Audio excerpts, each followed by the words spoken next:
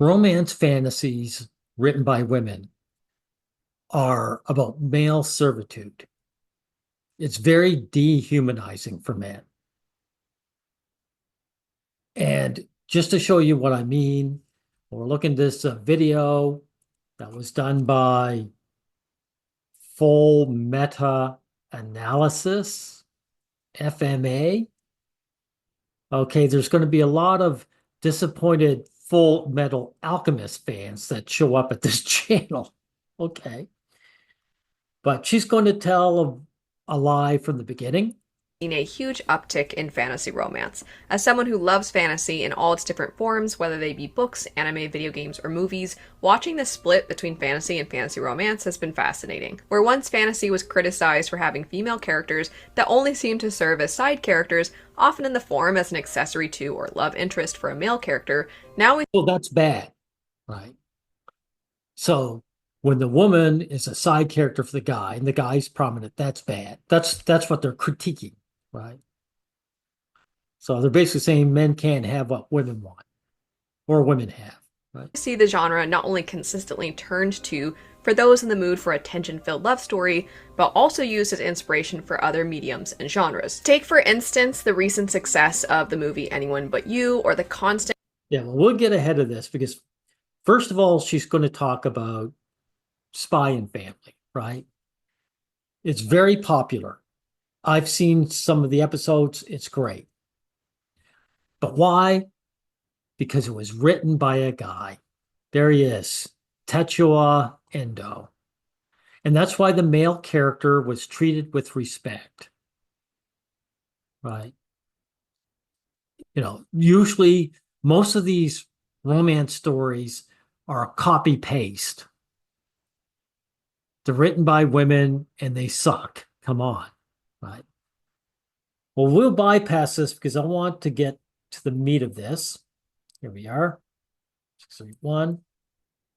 Yor and Loid. There's a joke among fantasy romance readers that a lot of the love interests, who are typically men since the story's protagonists tend to be straight women, all look the same. You can look Well, yeah. Yeah, of course they all look the same. They're good-looking guys. Right. up fan art for a character, have fan art for another character show up, and you likely wouldn't know the difference because they often have dark hair, broad shoulders, a sharp jaw, deep set and intense eyes, and of course, muscles. Well, yeah. I mean, FMA, you think women have depth? Or you think female sexuality has a wide range or depth to it? No, it doesn't. In order to do that, women would have to value men as we are. And you don't. So we end up being this stereotype. Besides just the physical appearance being similar, the personalities start feeling similar as well. The love interest tends to be mysterious, a bit jealous and possessive, domineering but gentle with her. Domineering but gentle with her. In other words, he's an attack dog. FMA, he's a attack dog, right? He's a vicious creature, but he's under her control. It's all very dehumanizing. Notice, guys, she also said dark hair. Why dark hair? Because the blonde, which is usually guys like blonde-haired women, right? Is supposed to be, uh, you know, carefree, right? And women don't want their servants carefree. They want him serious. That's what the dark hair stands for. He's serious. He's ready to work. He's ready to work and he's ready to harm other men. So as to fulfill a version of the age-old "I can fix him" trope. And at all times, he's just barely suppressing his extremely active sex drive. He's willing to burn the Yeah, he's got to suppress it. Why? Because he's an orbiter, right? She can't give herself up. That would suggest that he was valuable to her. No, it's 100%. He values her, and he's just there to stroke her ego. Right. world down for the protagonist, and she has to hold back his feral energy. There's nothing wrong necessarily with this character type, because authors can find ways to make that character rootable or interesting. Oh, by the way, I don't mind women having these fantasies because men have our version of it. It's when they pretend that there's depth to their fantasy or if they try to deny ours, that's when I have a problem. But similar to chapter 1, when you start seeing it over and over and over again, it starts to feel as though the authors are inadvertently saying those are the most desirable kinds of men. It starts. Yeah, well, that's what it is. Lady, are you pretending you don't like good-looking guys? Again, female sexuality doesn't have a wide range. It's very narrow and very shallow. I mean, you've got to admit what it is, right? This is what I have an issue with. You're pretending that that's not the case. Become more about being loved by someone super conventionally attractive and obsessed, rather than being about compatibility and the attraction that's woven in with that. You're not interested in compatibility, lady. The man is the servant. Matter of fact, she's going to bring up Howl's Moving Castle. Now, this one actually was written by a woman, but who made it? Ghibli, right? Miyazaki brought it to the screen. She's going to try and use this as an example of the opposite when it isn't. Perfect example of a duo that is beloved by fans yet doesn't even a little bit fulfill those trends would be Howl and Sophie from Studio Ghibli's Howl's Moving Castle, based of course on the novel by Diana Wynne Jones. Howl really doesn't it bucks those trends, does it? Okay, well, let me show you something. Let's take a look. Because I remember seeing Howl's Moving Castle. In fact, I own it, right? We'll see if there's the trends. Will the guy be the one to have to approach? 1. 2, will he have to fight off other guys? 3, will he have to show status and power? 4, will he be good looking? Those are all the tropes. Let's see if we see that here. Hey, looks like a little mouse lost its way. Oh, no, I'm not lost. Leave me alone. See, the first thing is, if a guy was approached with 2 women who were interested in him, we'd love it. So the writers of the story is admitting that women don't like men. This isn't the kind of fear that this person is going to harm me. This is the ick. This is like a bug crawled up on my arm, right? Women are just naturally disgusted to men, right? So these guys aren't harming her. They're just coming on to her, right? That's bad, right? Thanks, my sister's expecting me. She's pretty cute. I was looking everywhere for you. Hey, we're busy here. Are you? Oh, look, is he going to sacrifice these 2 guys to get into this girl? They're actually not all that.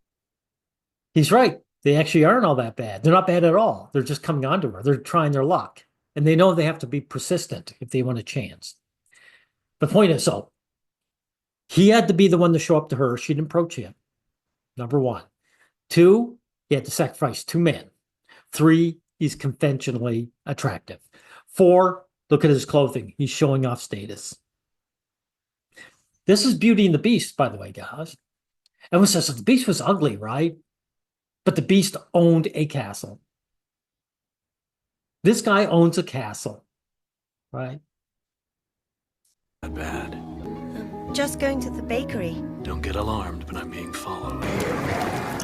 Ah, the danger aspect, right? So this is how he gets a hold of her without being a complete hypocrite, right? Or looking like a hypocrite, right? He got rid of those other guys who were bothering her, right? Coming onto her. But he says, sorry, here's an element of danger. I'm just a boring guy to you. But now I'm going to spice up your life with danger, right? I'm going to make your boring life interesting. By the way, the reason why your boring life is boring is because you're boring. Female protag, you're boring. Yeah, look at the finery he's wearing. So he's tall, he's good looking, and he's got wealth. That's what he's telling her. Sorry, looks like you're involved.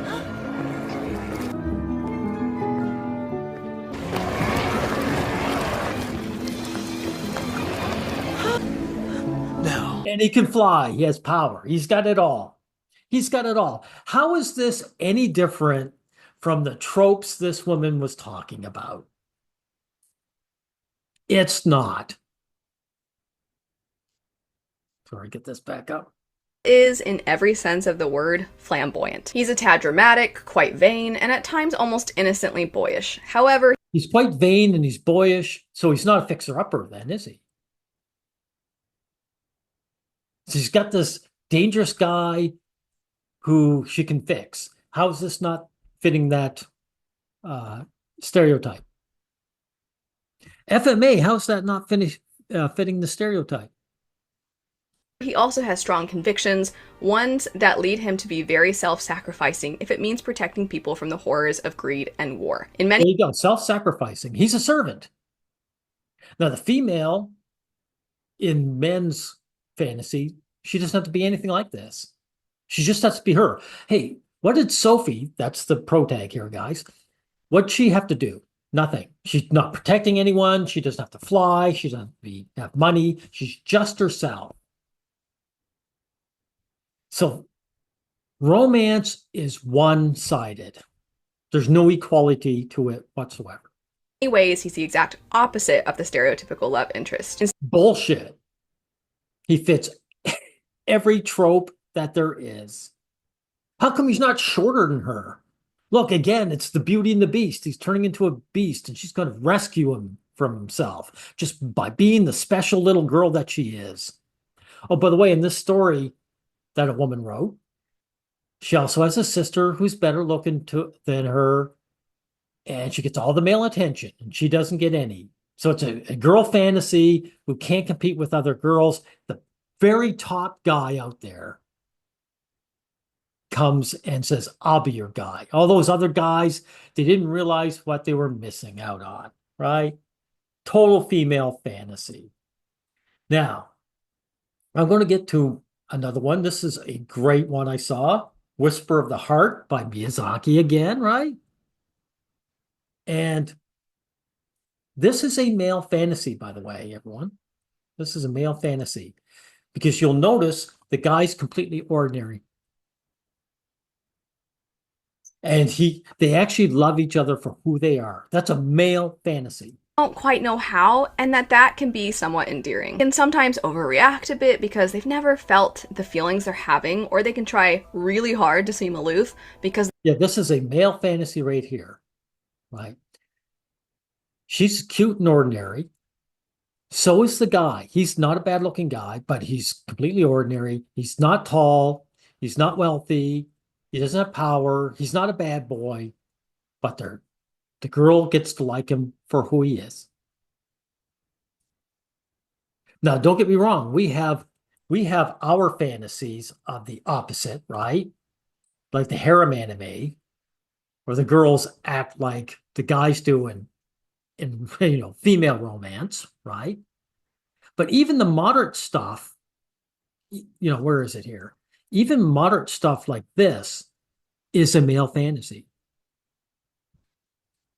they'd be mortified if the person they have a crush on found out just how completely head over heels they are for them. This is obviously more common to see with younger characters, but sometimes adults can experience these things as well. Humans are at times remarkably bad at figuring out how they feel or just how strongly they feel, and when it's centered around love, it can— Again, this guy, he's riding a bicycle. He doesn't own a car. He's not tall. He's not ugly. But he's dressed in ordinary clothes. Right. You see, men can write fantasy equal to women. That is to say, where the female is just there to orbit around the guy. But the true blue equal fantasy, where the guy and the girl are actual equals and they like each other for who they are, that's a male fantasy. When women write fantasy, it won't be this. Because who'd she talk about? Howl's Moving Castle. And this is not a meeting of equals in any way or any form. This is Superman serving the average woman. It's actually pretty disgusting, okay? So FMA, your analysis was garbage. And to end off, I'm saying female written fantasy is dehumanizing to men. We're just objects. We're just slaves to the female character.